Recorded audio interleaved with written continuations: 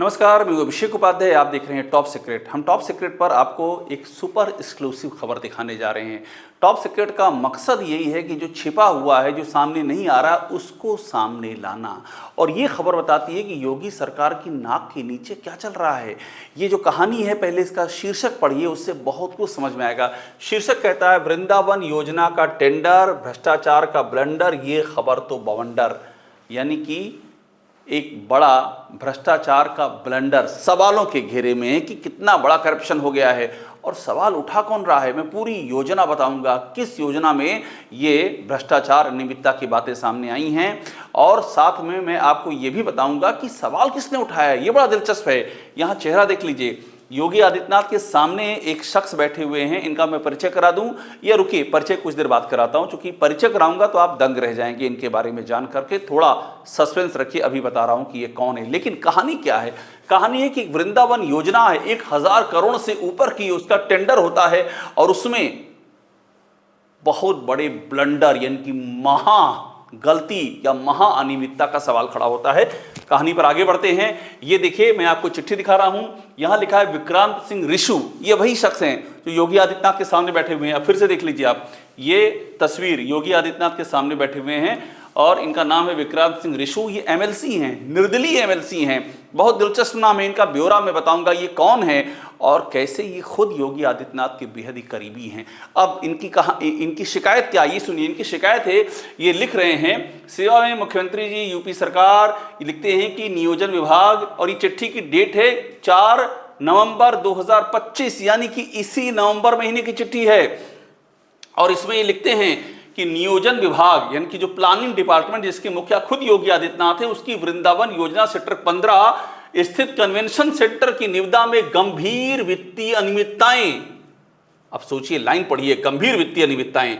और यहां पर संजय प्रसाद, प्रमुख सचिव मुख्यमंत्री उत्तर प्रदेश शासन, 6/11/2025 को प्रमुख सचिव नियोजन विभाग को लिखते हैं कि जांचोपरांत शीघ्र यथोचित कार्रवाई की जाने की अपेक्षा की गई है। संजय प्रसाद का भी नाम है, सीएम योगी के प्रमुख सचिव। बहुत ही इंपॉर्टेंट की खबर है।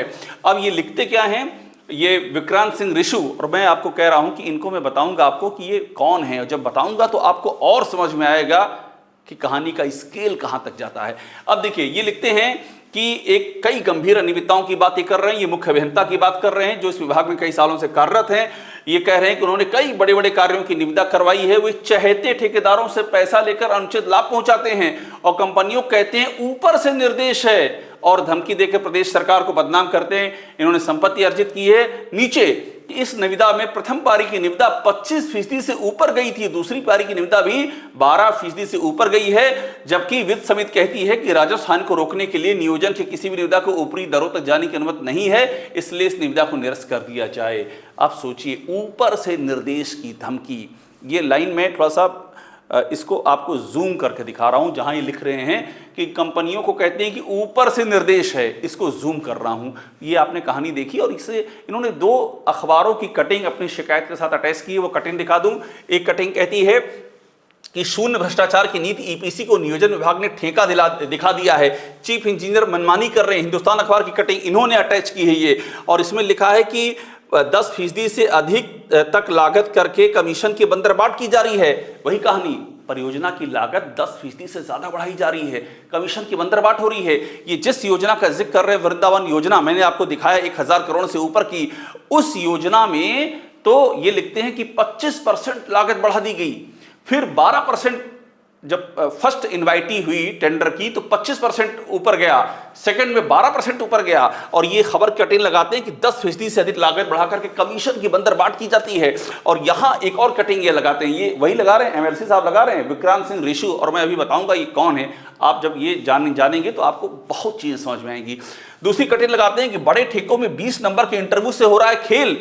ईपीसी समझिए, ईपीसी एक प्लानिंग विभाग के तहत एक योजना बनाई गई, जिसके तहत उसके पीछे मकसद ये है कि सारा काम ठेकेदार करेगा, डिजाइन करने से लेकर के प्रोजेक्ट कंप्लीट करके उसको देना है। और इसके पीछे का मकसद क्या है कि लागत कम हो जाए, नंबर 1, टाइम से काम हो जाए और करप्शन वगैरह को रोका जा सके। लेकिन उल्टा काम हो रहा है। 20 नंबर का इंटरव्यू डाल दिया गया, ये अधिकारियों ने कर दिया कि 400 करोड़ से ऊपर का ठेका होगा तो 20 नंबर का इंटरव्यू डाल देंगे और हम जिसको चाहेंगे इंटरव्यू में पास करेंगे, फेल करेंगे। खुला खुला भ्रष्टाचार का रास्ता, ये अखबार की कटिंग। लेकिन लगा कौन रहा है कटिंग? ये लगा रहे हैं विक्रांत सिंह रिशु लगा रहे हैं। अब कहानी आगे बढ़ती है और जब कहानी आगे बढ़ेगी तो यहां से इस ठेके की कहानी शुरू होती है, जिसको लेकर के विक्रांत सिंह रिशु सवाल खड़े कर रहे हैं। और मैं बार बार कह रहा हूं कि ये एमएलसी साहब कौन हैं, योगी आदित्यनाथ से कितने पारिवारिक रूप से करीबी हैं, ये सब मैं आपको बताऊंगा। कहानी देखिए क्या है। दरअसल ये एक एग्जीबिशन सेंटर बनना है इंटरनेशनल, 10,000 लोगों का। अवध विहार योजना लखनऊ में 18 महीने बनना है और 1058 करोड़ आप लागत देखिए, 1000 करोड़ से ऊपर 1058। कहानी यहां से शुरू होती है। 1 अप्रैल 2025 को एक नोटिस निकलती है टेंडर इनवाइट करने की, कि टेंडर इनवाइट किया जाएगा। आगे बढ़ते हैं। अब टेंडर इनवाइट किया जाता है, आप जानते हैं टेंडर में पहले टेक्निकल बिड होती है, फिर फाइनेंशियल बिड होती है। टेक्निकल बिड का मतलब यानी कि इसमें कौन कौन इसमें पार्टी जो काम कर रही है, जो सक्षम है काम को करने में, जिनके पास जरूरी अर्हताएं योग्यताएं हैं।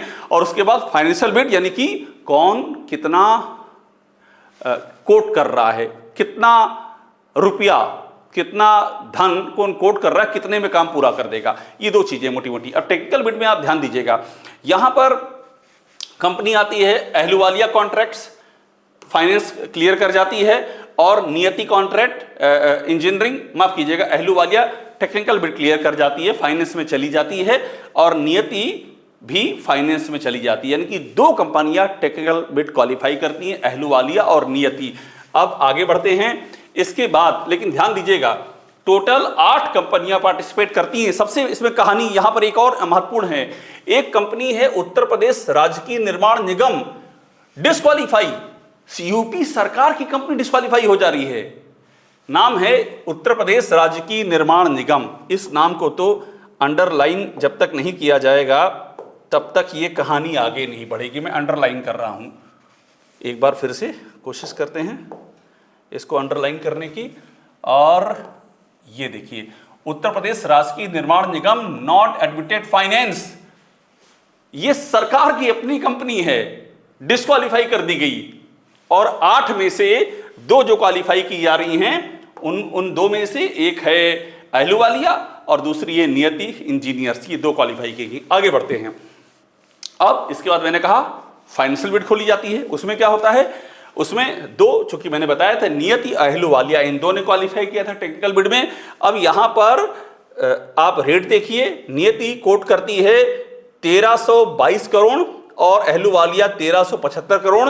नियति को मिल जाता है इसमें, नियति 1322 करोड़, 1058 करोड़ का ये पूरा टेंडर जो विभागीय निविदा 1058 करोड़ की, और कंपनी उठा रही है 1322 करोड़ की। यही लिख रहे हैं एमएलसी साहब कि 25% ज्यादा रेट पर आप टेंडर दे रहे हैं। ये आपने ईपीसी योजना शुरू की है कि भाई ईपीसी योजना के तहत हम लागत कम करेंगे, हम समय में काम पूरा करेंगे। आप 25% से ज्यादा पर टेंडर उठा रहे हैं, जो शिकायत की है एमएलसी साहब ने। अब हुआ क्या इसके बाद इस ठेके को कैंसिल कर दिया गया। कहानी देखिए कैसे आगे बढ़ रही है। तारीख है 21 जुलाई 2025 और लिखा है कि इसमें 25% से ज्यादा थी L1 बिडर की बिड अमाउंट, इसलिए टेंडर को कैंसिल कर दिया गया। मतलब जब आप फाइनेंशियल बिड क्लियर कर रहे थे तब आपको नहीं दिखाई पड़ रहा था कितने में आप टेंडर दे रहे हैं। टेंडर दे दिया, फिर कैंसिल किया उसको। अब कहानी आगे बढ़ती है। टेंडर कैंसिल किया है, अब सेकंड इनवाइटी यानी कि दूसरी बार टेंडर निकलता। इसमें क्या होता है देखिए, इसमें इस बार कुल 9 कंपनियां पार्टिसिपेट करती हैं। 9 में से फाइनेंशियल बिड के लिए क्वालिफाई करती है ये 3 कंपनियां, जय कुमार, एनसीसी और नियति, ये 3 क्वालिफाई करती हैं। लेकिन यहां भी खास बात, एक बार फिर से यूपी राजकीय निर्माण निगम डिस्क्वालीफाई हो जाती है। इसको मैंने कहा ना, इसको मैं इसलिए भी दिखाऊंगा क्योंकि ये आपके दिमाग में बैठ जाना चाहिए कि खुद सरकार की अपनी कंपनी वो क्वालिफाई नहीं कर पा रही है, प्राइवेट कंपनियां क्वालिफाई कर रही हैं, नॉट एडमिटेड। ये चल रहा है। अब कहानी इसके आगे बढ़ेगी और हम आते हैं फाइनेंशियल बिड पर। सेकंड फाइनेंशियल बिड होती है और इसमें टेंडर मिल जाता है जय कुमार को और इनको मिलता है रेट इसमें लिखा हुआ है 1206 करोड़ लगभग पर इनको ये मिल जाती है, यानी कि 1058 का टेंडर करोड़ का और 1206 करोड़ में दिया जा रहा है, फिर बढ़ा के दिया जा रहा है। वो जो एमएलसी साहब ने लिखा था कि 12% ज़्यादा पर, पहले 25% ज़्यादा पर, फिर 12% ज़्यादा पर। ईपीसी योजना लाई क्यों गई थी? ईपीसी योजना लाई इसीलिए गई थी कि हम लागत को कम करेंगे। यहाँ उल्टा चक्र चल रहा है। और क्या लिख रहे हैं एमएलसी साहब कि भ्रष्टाचार हो रहा है, अनियमितता हो रही है, चहेतों को दिया जा रहा है, कहा जा रहा है कि ऊपर से निर्देश है, ऊपर से। ध्यान दीजिएगा, अब मैंने आपसे कहा था कि मैं बताऊंगा ये एमएलसी साहब कौन है, इस पे अब ध्यान दीजिएगा। अब मैं परिचय दे रहा हूं। तस्वीर देखिए इनकी, एमएलसी साहब की। योगी आदित्यनाथ ने यहाँ लिखा हुआ है, इन्होंने रिट्वीट किया है कि वो आज लखनऊ में विधान परिषद से विक्रांत सिंह रीशू से शिष्टाचार भेंट की। योगी आदित्यनाथ ने इनसे भेंट की है। दूसरा की तस्वीरें योगी आदित्यनाथ के साथ। अब आप इनका परिचय आपको बता दूं, इनका परिचय यहाँ से बहुत क्लियर होगा।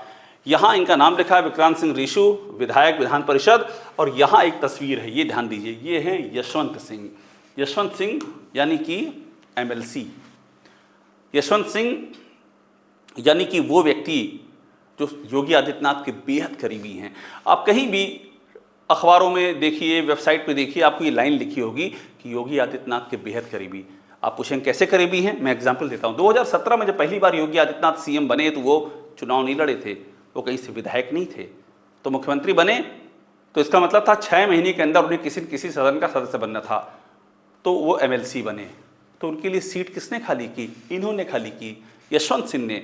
समाजवादी पार्टी के ये एमएलसी थे, इस्तीफा दिया, सीट खाली की और अपनी जगह योगी आदित्यनाथ को सदन में आने का इन्होंने मार्ग प्रशस्त किया। इतनी करीबी हैं, इन्हीं के बेटे हैं ये विक्रांत सिंह रीशू। इसीलिए मैंने शुरू में कहा था योगी आदित्यनाथ के कितने करीबी लोग हैं और उनको ये शिकायत करनी पड़ रही है। अब दूसरी कहानी सुनिए। 2017 में इन्होंने इस्तीफा दिया, बीजेपी ने 2018 में इनको एमएलसी बना दिया, बीजेपी में शामिल हो गए। 2022 आया, 2022 में एमएलसी का चुनाव होता है आजमगढ़ मऊ सीट पर, और उस सीट पर बीजेपी अपना आधिकारिक कैंडिडेट उतारती है अरुण कांत यादव को, जो रमाकांत यादव हैं समाजवादी पार्टी के विधायक और कई बार के सांसद, उनके बेटे को।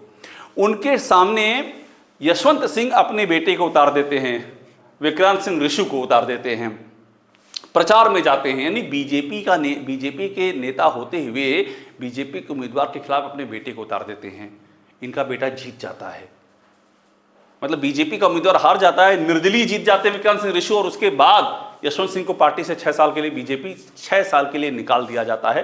फिर लोकसभा चुनाव के ठीक पहले इनकी बीजेपी में वापसी हो जाती है। फिलहाल बीजेपी में हैं और मैं आपको फिर दोहरा रहा हूँ, योगी आदित्यनाथ के बेहद करीबी हैं। अब ये कहानी फिर पहुँचती है जहाँ से हमने शुरू किया था, वहीं पर ये कहानी अपने मूल पर लौटती है, और इसके मूल में है वृंदावन योजना का टेंडर, भ्रष्टाचार का ब्लंडर, ये खबर तो बवंडर, योगी आदित्यनाथ, विक्रांत सिंह रीशू और ये कन्वेंशन सेंटर 1058 करोड़ का। सवाल ये है कि आखिरकार उत्तर प्रदेश में ये क्या हो रहा है? आप ठेकों की जो लागत है वो बढ़ा रहे हैं। एक ऐसी योजना जो लाई गई है कि ठेकों की लागत कम होगी, वहाँ ठेकों की लागत बढ़ी जा रही है। शिकायत करने वाला कोई बाहर का नहीं है, कोई विपक्ष का मतलब कोई आपका विरोधी नहीं कर रहा है, आपके बहुत ही अजीज व्यक्ति शिकायत कर रहे हैं। शिकायत की चिट्ठी संजय प्रसाद को मार्क की जा रही है।